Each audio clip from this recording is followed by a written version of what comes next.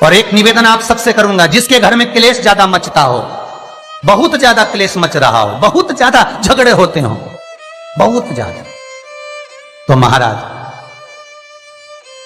शंकर भगवान पर थोड़ा सा चावल एक कटोरी में गला लो, थोड़ा सा चावल गलाओ, गलाकर उसको पीस लो, पीस कर उस चावल में थोड़ा सा चंदन, थोड़ी सी हल्दी डाल लो, उसका उपटन तैयार करो।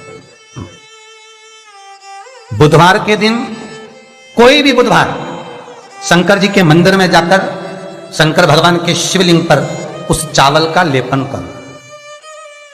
7 लोटा पानी, मात्र 7 लोटा पानी शंकर को समर्पित करो, शिव को समर्पित, अपनी कामना कर कर अपना भाव रखो। जब वापिस चलो, जिस कटोरी में से भगवान शंकर को आपने उपटन लगाया था, वही कटोरी घर लेकर आओ। घर के मूल स्थान जो भी हैं, हर हॉल में, कमरे में उसकी एक एक बिंदी लगा दीजिए। मात्र 3 बुधवार आप कर लीजिए, आपके घर में कभी क्लेश नहीं हो सकता। भूमि का कितना भी दोष होगा सिद्ध हो। जिस घर में रुपया आ रहा है, जा रहा है, 1 रुपए कमा रहे हो, 100 रुपए खर्च हो रहा है, घर में पैसा नहीं दिख रहा, व्यापार तो अच्छा कर रहे हो, घर में 4 लोग कमा रहे हैं, सब कोई मिलकर कमा रहा है, तो भी पैसा नहीं दिख रहा, तो भी धन नहीं दिख रहा, रुपया नहीं दिख रहा। महाराज, अगर धन संचिता में नहीं पड़ रहा हो, धन संचिता में नहीं आ रहा, तो महाराज शिव महापुराण की कथा कहती है, तिल्ली का लेपन, तिल्ली काले कलर की तिल को लेकर उसके साथ में थोड़ा सा चावल, और हमारे यहां चावल के साथ में चावल की धान आती है, आपको बाजार में मिल जाएगी चावल की धान, जिसको जौ का भाग अलग हो जाता है, जौ गेहूं की हो जाती है, पर चावल की धान कहते हैं उसको। इन तीनों को एक कटोरी में रख लो, तीनों को पानी में गलाना नहीं है, बस कटोरी में रख लो। महाराज, दरवाजे के नजदीक में, जब दरवाजे से अपन बाहर निकलते हैं तो उल्टे भाग में उसको रख दिया जाए। घर से 1 लोटा पानी जिसमें कच्चा दूध मिला हो, वो कटोरी शनिवार के दिन रखकर, रविवार को उठाकर ले जाकर कलश नीचे रखकर, सीधे हाथ में कटोरी रखकर शंकर जी को समर्पित कर दो। जल चढ़ा दीजिए। बाबा भोलेनाथ के जो चरण पादुका है, उस पादुका में वही तिल्ली, वही चावल का भात, वही जौ, जो आप चावल का धान बोलेंगे, धान, उसको लेकर दोनों भाग पर समर्पित कर दो। आते समय वो दोनों भाग पर चढ़ी हुई तीनों चीजें उठाकर लेकर आ जाइए। दुकान में, व्यापार में, व्यवसाय वाली जगह पर उसको रख दीजिए। कभी जिंदगी में संपदा कम नहीं होगी, महाराज, संपदा बढ़ेगी। 3 रविवार आपको करना है सुख की प्राप्ति के लिए, ये भूमि के दोष को मिटाने के लिए। आपको कथा में पहले भी कहा था, 12 नक्षत्र, समय, घड़ी, पल, दिन, ये जितने भी बनाए हैं मेरे महादेव ने बनाए, मेरे शंकर ने निर्मित किए।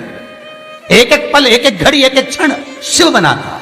4 महीने चतुर्मास के भगवान विष्णु देव सोनी एकादशी पर जब सोने जाते हैं, तो भगवान शंकर को बुलाकर कहते हैं, ये 4 महीने जितना दान, पुण्य, सत्कर्म, संकीर्तन, भजन, कीर्तन जो होगा शंकर, ये मैं नहीं करा सकता, तुम करा सकते। इसलिए चतुर्मास की शुरुआत ही श्रावण से,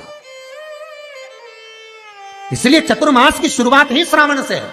शंकर कहते हैं, पहले जल में चढ़वाता हूं, पहले मैं भजन करवाता हूं, स्मरण करवाता हूं, कीर्तन करवाता हूं, जितना भजन, दान, पुण्य, स्मरण, नाम, कीर्तन जो होगा चतुर्मास के अंतर्गत, वो सब देवभाग को प्राप्त होगा।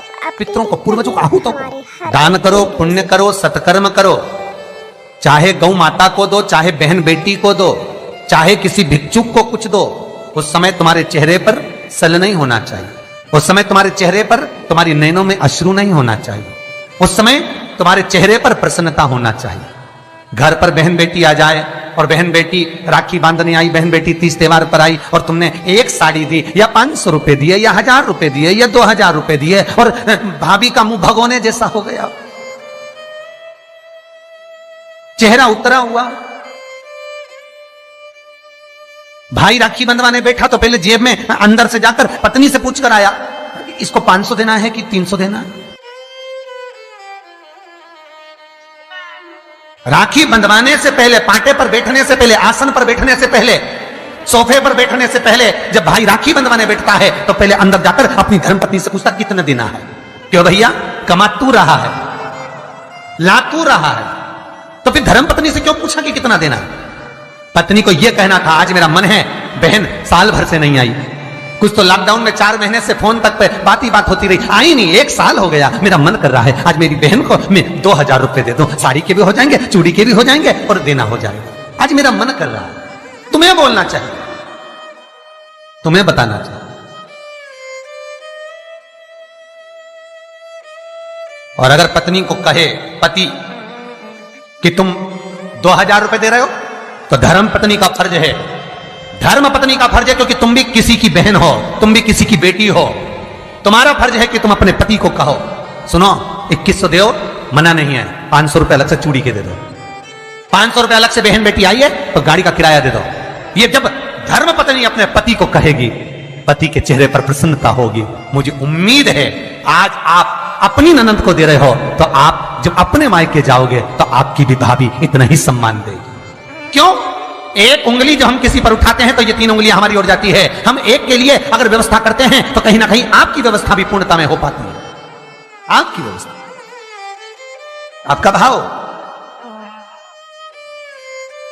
आपका आनंद, आप किसी के लिए अगर समर्पित हो रहे हो, आप किसी के लिए समर्पण कर रहे हो, आप किसी के लिए अग्रण्य हो रहे हो तो वहां से पूर्णता का अग्रण्य का भाव तुमको भी प्राप्त होगा।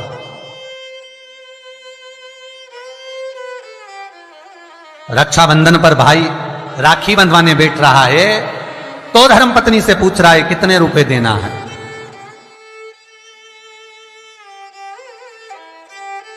प्राण छूटने के बाद भगवान विष्णु लक्ष्मी से पूछे बता इसको नरक भेजू कि स्वर्ग? अरे बोलो तो रे भाई, भगवान विष्णु अगर अपनी पत्नी से राय ले तो, भोलेनाथ देने से पहले पार्वती से राय ले तो, इंद्र कार्य संभालने से पहले इंद्राणी से राय ले तो, ब्रह्मा ब्रह्माणी से राय ले तो, नहीं नहीं। अगर यमराज अपनी धर्मपत्नी दक्षिण से पूछे, ए दक्षिणा तू बता कि ये जो मरा है इसको मैं स्वर्ग भेजूं कि नरक?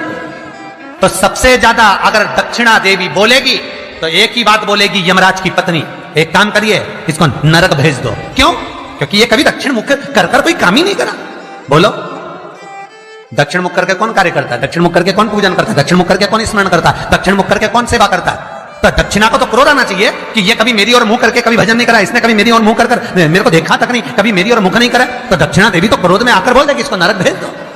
पर यमराज जब मृत्यु का दंड देता है, यमराज जब प्राणों को हरता है, अपनी पत्नी से नहीं पूछता, भगवान विष्णु लक्ष्मी से नहीं पूछते कि इसको क्या देना है, ब्रह्मा ब्रह्माणी से नहीं पूछते कि इसको क्या देना है, इंद्र इंद्राणी से नहीं पूछते कि क्या देना है, शंकर पार्वती से नहीं पूछते कि क्या देना है। तब केवल उनकी विचार धारणा, केवल वही देखा जाता है कि उसका भाव कितना, उसके भाव की सिद्धता कितनी।